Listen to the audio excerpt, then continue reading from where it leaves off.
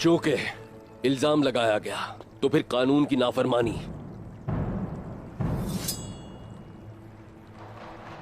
करना और हथियार उठाना दोनों ही काम गलत साबित होंगे। चूंकि बात यहां तक आन पहुंची है तो फिर वजाहत करता चलूं। मेरे दरवाजे पर आप शुकूक को शुभात के साथ आए हैं, लेकिन नहीं मैंने दूंदार साहब को बहकाया और न ही बत्तूर के कत्ल में मेरा हाथ शामिल है।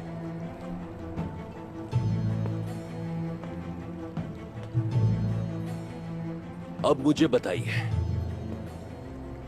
आप यहां आकर क्या मकसद हासिल करना चाहते थे? तुम हमारे कबीले के मामलात में दखल अंदाजी नहीं करोगे आलिशार।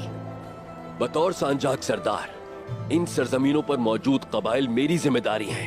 मैं क्या करूं गुंदूस? क्या मैं काफले भेजकर भेड़ों की रखवाली करूं?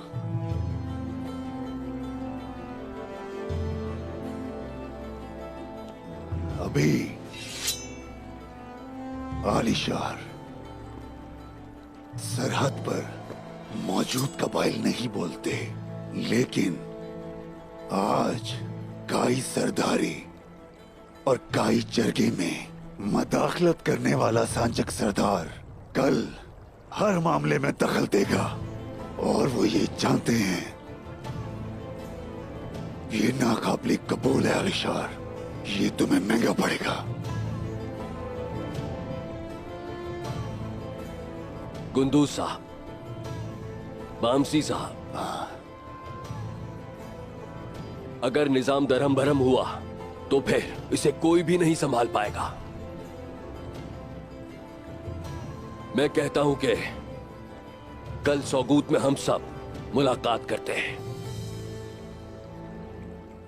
वो आपकी जगह है, वहां आप अपने सिपाहियों और घोड़ों को हिफाजत फराहम कर सकते हैं और हम भी दूंदार साहब के साथ वहां आएंगे और मिलकर इसका कोई हल निकाल देंगे। ऐसा कोई काम नहीं करते जिससे खुरेजी का खदशा हो। पहले बात करते हैं बराबरी की बुनियाद पर।